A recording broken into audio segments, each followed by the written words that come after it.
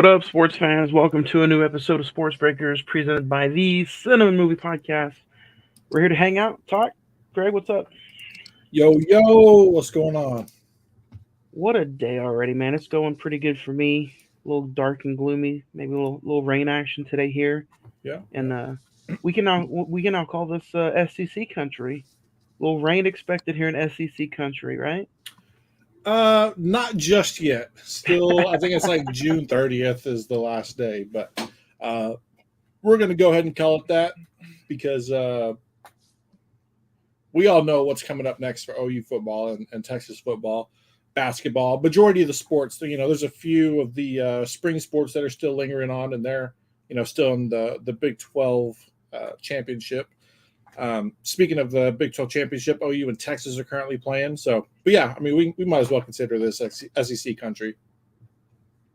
So OU Texas Big 12 championship. I'm sure the Big 12 don't like that again. No.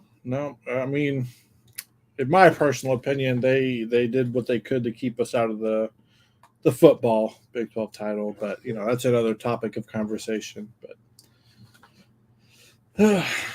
it's nice to know that the two people leaving are just giving, one last hurrah to the Big 12, the little 12. So the little 12. So this was kind of like, we didn't know if we were going to really talk today. Things happening last minute, Friday, Saturday, life happens, you get a little busy. But we'll hang out for just a little bit, talk. Realize that the NBA playoffs are starting, but this also caught our attention yesterday. It was kind of all over the social media. Was that the NCAA football video game cover, you think? Um, Really looks like a good one if it is. I don't think it's a leak because PlayStation has already put that on their website. So I don't think they're going to go out on a limb and take a cover art that is a leak, just because they are a respected property. They're not gonna put something up that they found on Twitter. They're actually going to get it from the source. So I don't think it was a leak, so to speak. I think it was more so of a teaser of like, this is the deluxe edition, but then we still have two more covers of the normal edition coming out. And they said that we'll see that like Tuesday, I believe. So the deluxe edition has pretty much your top stars, your top quarterback stars coming back. What do you think the non-deluxe might be? Um, Surely it wouldn't be focused on just one of those players that are in there. no, I don't. What would be really interesting is if you had one cover that featured. So you have the deluxe, which features a majority of colleges, right? I think a cool cover would be the top returning offensive players and the top returning defensive players. So, like on offense, you have like Quinn Ewers, Travis Hunter, Quinshawn Judkins at Ohio State. Defense, you probably have Danny Stutzman. See, you know what I would like to see? I would have liked to see the cover that they released, your regular video game cover art. And then if you wanted the deluxe or whatever else, then that was the college legends facing in the exact same way, but just college legends with the college legend names on the back. Because they've already paid certain legends to be in the game. Why Yeah, not? Why not use that and have two different covers? I think they really wanted to focus on the Current players. active athletes. You know, And you it's know what I like, mean. You know what I mean by legends, but because like yeah, we've missed 10 years. I think that'd be a good homage to pay yeah. for I those mean, players who couldn't be in it for those last 10 years. you're thinking in those 10 years, Baker, Kyler, Jalen, Tua, Trevor Lawrence, um, say it loosely, Deshaun Watson. Um, uh, the list goes on and on. Of how many possible cover athletes we've missed, or could have been in the game. But um, I think the deluxe edition was a really good. It was a Um, safe. It was a safe cover. Not just safe. It's everybody heading out to the tunnel, and it's kind of like when you see that cover, it's like you're going into it. You know, like everybody's there. It's an homage to the entirety of college football, kind of like a, you know, we all did this together to get to this point type thing. So I think it's a really cool cover. I do think it could have been better in some ways, but it like you said, is a safe bet for the cover, but it pays off. You think we'll just get Nick Saban for the regular edition? No, they said it's going to be active players. Somebody was doing an interview and he said it's going to be only active players on covers. So, As long as they don't put my boy Ewers on there. well, he's on the deluxe. Good, yeah. What's the other one from Colorado? You know that he's flashy enough to be on it because he's not on the cover of the deluxe. You talking about Shador? Sanders, yeah. Yeah. He would do it. I bet they probably already asked him too. You never know. I don't know. He ain't hard to find, is what I heard. That's what I've been told. He's already in the NFL. I think you just got to go with a safe pick and put Bo Nix on the cover. From Oregon. Nix? Yeah. No. Why? No, I believe it's going to be Quinn. No. I don't want him on there. It's going to be Quinn. Why? Why not this Edwards guy from Michigan? It probably will be like Quinn and Edwards. Oh, could you imagine? But just because of the fucking week 2 matchup, that game would get so much fucking promotional cover shit. Yeah. I think Texas blows them out pretty handily. I don't know. Well, it depends. I didn't know you guys lost that much. I did, but it came to my attention the other day on like Texas lost like 80% of their wide receiver stats to the draft or oh yeah, Worthy, Adonai Mitchell, yeah, so on. But they also got a lot from Alabama too after Nick Saban did that little. They did. They got a lot. So we'll see. But you were a little heated earlier today, Craig. NBA playoffs kicked off. You know, our team, which we were excited for, the Thunder going in. They now dropped back-to-back losses against Dallas. They got them in the first go round. Down 2-1. Now they're down 2-1. Yeah, my whole thing. What's the problem? I'm not. This is not a rant. It's a rant, but it's not a like, oh, poor OKC, we're not getting the calls. I'm irritated because across the board, since the start of the playoffs, you're getting a game, you know, because usually you have two to three games a night. Game 1, you're getting a great called basketball game, you know, calls both ways. Second game of the night, super physical. They're not calling whistles real quick. And third game of the night, you're getting tic-tac fouls where somebody gets 4 or 5 fouls, you know, in a game, or a couple fouls in the first half, and the whole flow is different throughout the game. And that's across the board. I mean, you had Minnesota being able to just play lights out defensively and be all up in Jamal Murray's face in game 2. And then in game 3, they try to do the same thing, and they're you know, they get fouls, and it's like, how are you wanting us to play? How are we having so inconsistent of NBA play calling from referees across the board in the NBA?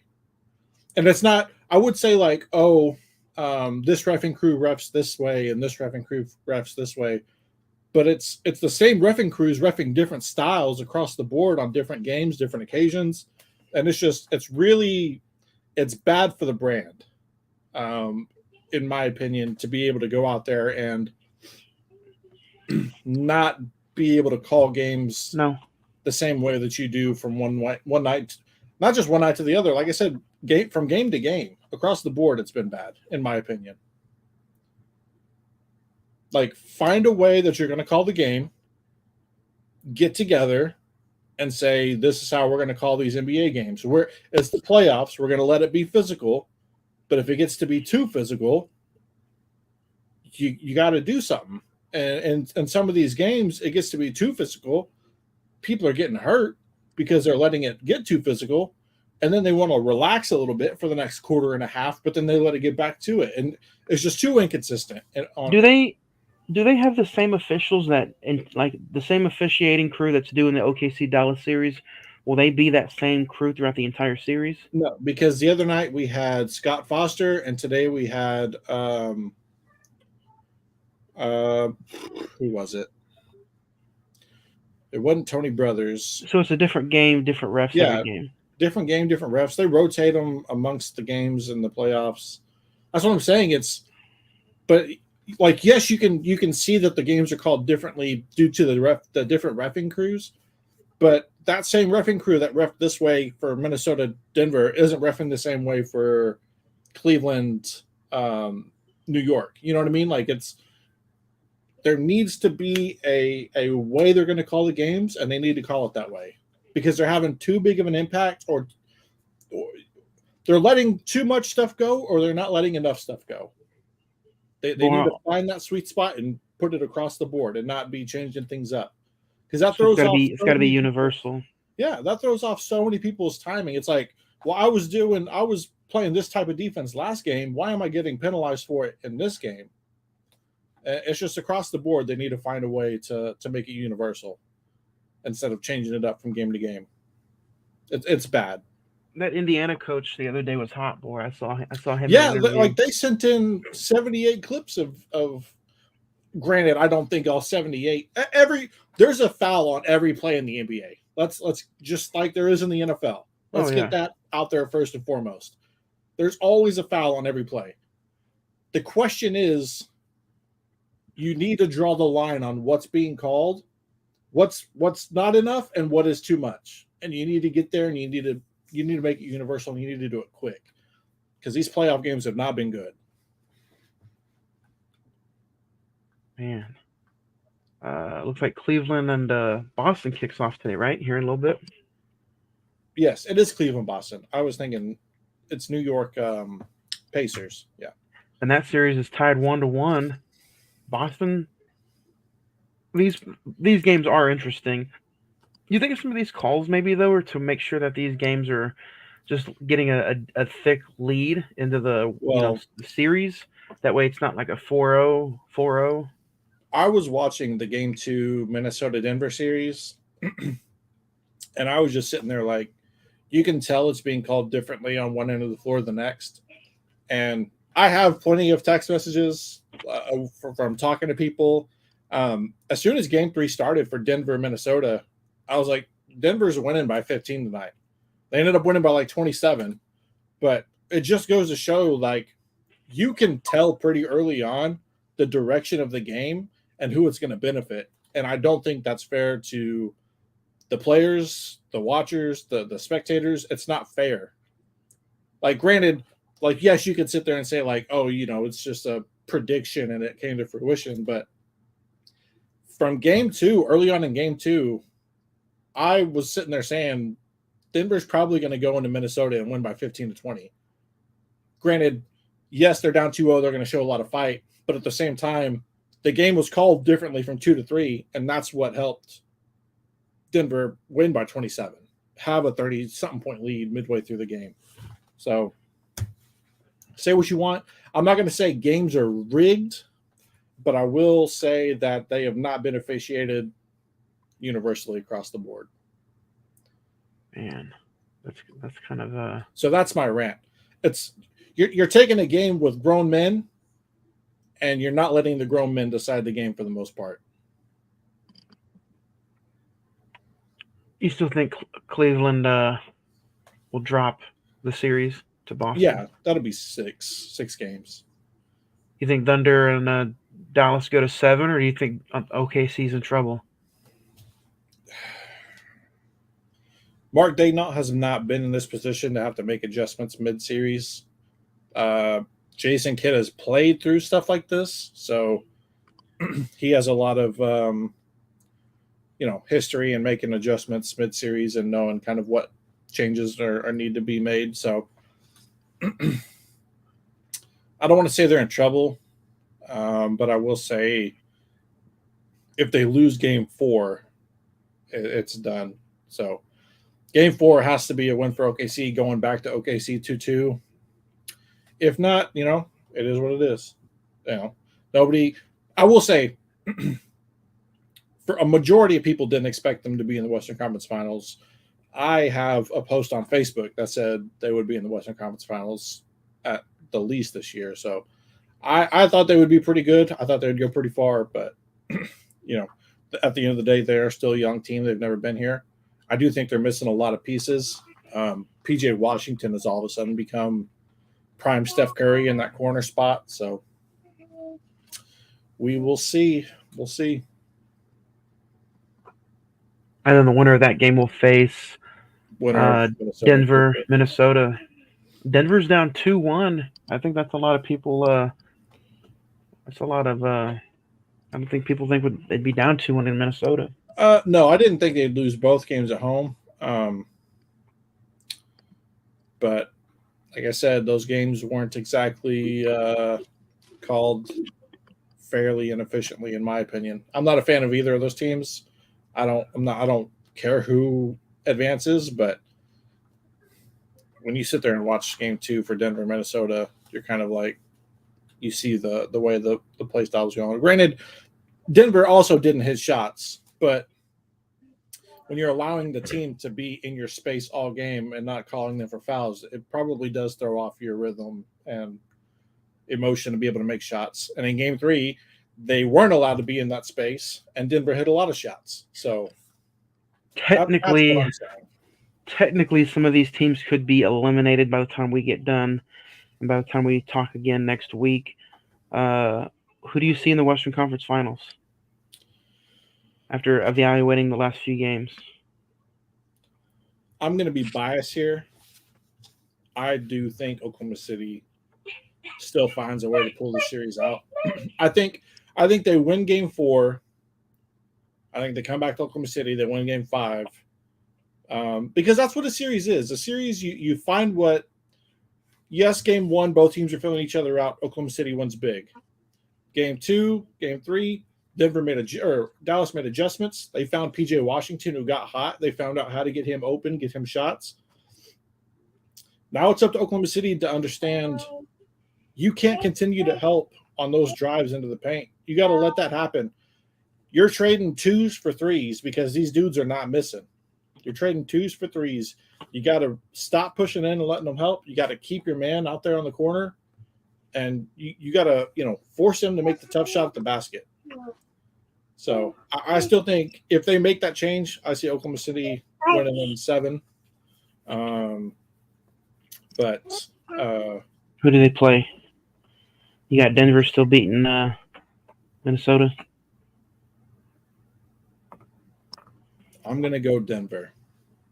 Just because I think Denver might come out and win game 4 in Minnesota, make it a 2-2, then they come home, win that game, go back to Minnesota for a closeout. Denver's been there. They've done that. They have a lot of talent. They got 3-time MVP in Joker.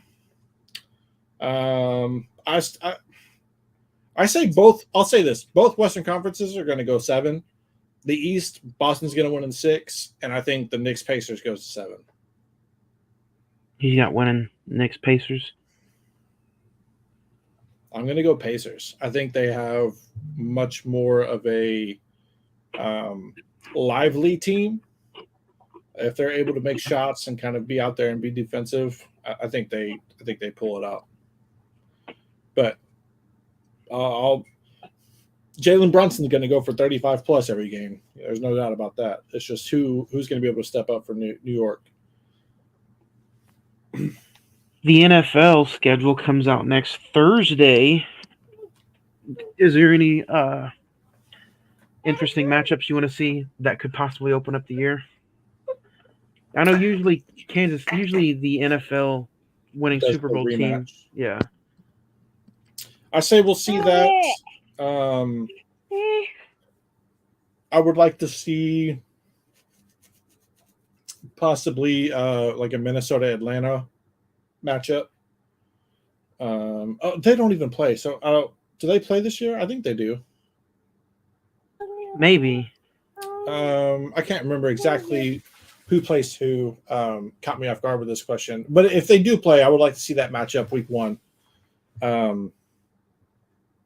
Give me a Bears Packers off rip. You know what I mean? Bears Packers. I think that would be a fun one. Give me a Steelers Ravens off rip.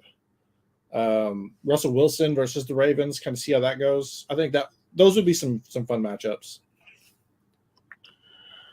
I don't know why, but Jerry Jones is coming out saying that the Dallas Cowboys need to open up a Sunday night again or Thursday night against the champs. And I'm like, dude, what are you doing? Don't put that kind of pressure on your team. Like, and he wanted to open up against San Francisco this year, and I'm like, no. Every time you talk shit about San Francisco and you go on play and you think you guys got it, that team is just a little bit more physical. Yeah. Maybe he's wanting to get them at the beginning of the year so he can try to sneak out a win against a good team. I don't know. Jerry Jones getting a little bit up there in age. He does love his Whataburger though. He's just senile. But man, other than that, hockey's there's been some great games. Bruins have been blown out the last couple nights. There was a huge brawl in game 2 at the end of that because they were getting beat so bad. I think it was Tuesday night. You had the Rangers, the New York Rangers, and the game after that, the Avalanche going to overtime. Man, it's just I'm saying some playoff hockey is different, man. I enjoy me some playoff hockey. I think it's really fun. I think it's the energy's there, the crowd's there, it's electric. Sometimes during the regular season, you might have moments where teams aren't playing that hard and it just feels like they're skating back and forth. Playoffs is a completely different story, and it's been real fun to watch. So definitely just hockey. If you're listening and you don't watch hockey or you don't know what to watch or expect, just tune into a game. It's going to be physical. It's going to be back and forth. If you don't understand the rules, maybe just watch like a 10-minute YouTube video. But I do think if you give hockey a chance, you'll end up liking it. And it's fun, man. Perfect time to smack dab in the middle of the Stanley Cup playoffs. Yep. It's in the second round. A lot of teams are, either 2-1 or 3-0. So, well, of course, it's going to be either 2-1 or 3-0, but you catch my drift. They're deep into the second round is what I'm trying to say. Dodo, you just finished off with Backlash last Saturday, so that was a pretty good show. Dave Meltzer, which is he rates like wrestling matches, gave the Cody Rhodes AJ Styles main event 5 stars. Said it was one of the best WWE matches he's ever seen, so that was pretty cool. And then on Monday Night Raw, they kicked off the King of the Ring tournament, so that's going on right now. They're bringing that back, trying to make that a big thing. Speaking of sports too, man, I texted you about it the other day or last night about the Tom Brady roast on Netflix. Dude, that's really funny. Yeah, they if you'd watch it with somebody though who's not a sports fan, I don't think it's going to be as funny for them. Right. Yeah. No, I was watching a couple of clips. I haven't watched it all the way yet, but it's hilarious. It's a roast. Some of the jokes rub some people the wrong way. Oh yeah, for obvious reasons. But there's a lot of Aaron Hernandez jokes in there, and Giselle Butkin's jokes. Yeah. But at the end of the day, I don't want to sound rude or. It's comedy, though. It is comedy, but they're not exactly the nicest people. So, but the host Tony Hinchcliffe or whatever, he became big from doing all those Kill Tony roasts down there in Texas. Oh yeah, he's the one that he took his gloves off. Let me just say that he started it hot and like there was his skit's in the middle of the show. Oh, it was the middle? I thought it was the Yeah, very beginning. no, he didn't host it. If he did host it, it was a weird kind of way they did it. But Kevin Hart hosts it. Kevin, yes. Yeah, But when Kevin came out and was like, when they did the Kill Tony thing, I had never seen him or heard of him yeah, before in my life. no, And he comes out and yeah, he got everybody, bro. he's got some good clips for his shows. But no, when Kevin Hart was like, "Yeah, we're doing it here at this FedEx Forum or Oh whatever yeah, they're talking about instead of the Crypto.com arena," he was like, "That's yeah, because Tom Brady scammed all the yeah. got him." And then they were like, if I could, there's a skit where Kevin Hart's like, let me just turn the lights off in the FedEx Forum and put a black light in here, and boy, you can see Oh all the Magic Johnson no, semen.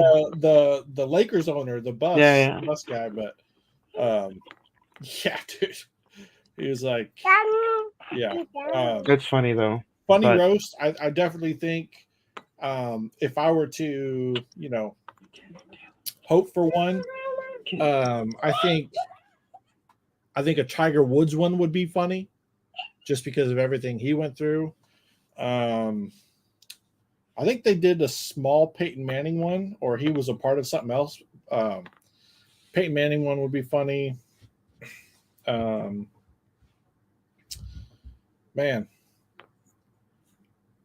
LeBron would be funny. He might cry about it though.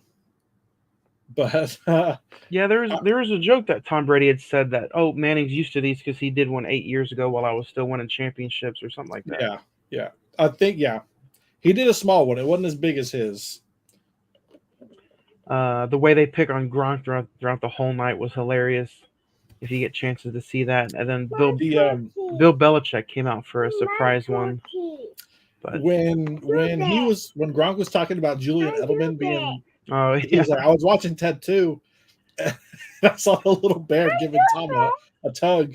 He was like, that killed me. Yeah, that and killed then me. there actually was a part where Gronk couldn't read the teleprompter, so it really did make him look like he was a fucking stooge. So that's funny. But No, there was a lot of good stuff in there. I didn't know this, but Tom had laid down some rules. He was like, everything's open except for my kids and his sisters and Robert Kraft, apparently. And so that's when Jeff whatever was talking about the massages. That's when he got up, he was like, don't do that anymore. Somebody else said something about his sisters, and he kind of looked like he was gonna do a Will Smith to somebody. Interesting. I do need to watch it. And then Julian Edelman.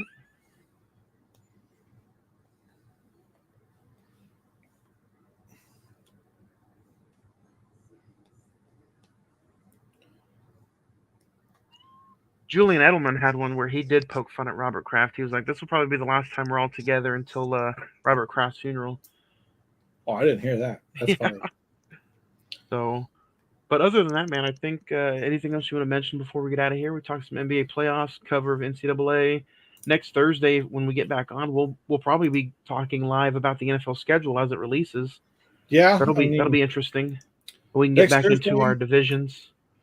Next Thursday, I believe. Yeah, we'll have the NFL schedule. We should have NCAA softball regionals going on, which that'll be fun. It's always a good time to talk about that around here. All them rings, baby. But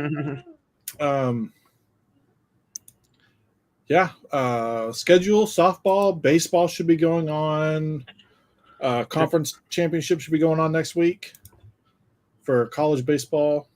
And then we should see a little NCAA football. Talk about the covers for that next week. Like I said, we should be getting 2 more next Tuesday. They were talking about doing a full reveal for the game mid to late May, so might even have that next week. If not next week, then the week after. But a lot of stuff going around right now. And then pretty soon, before you know it, we'll hit June. We'll start having summer workouts for college football.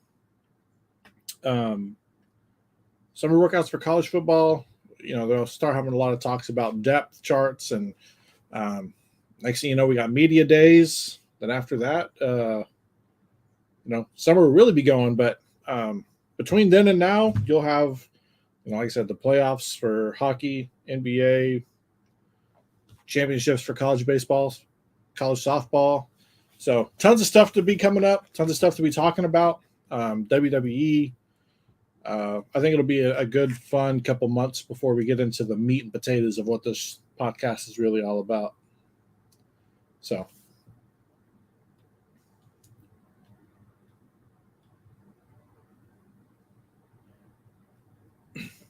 yeah, let's dig it in, and we'll talk to everybody next.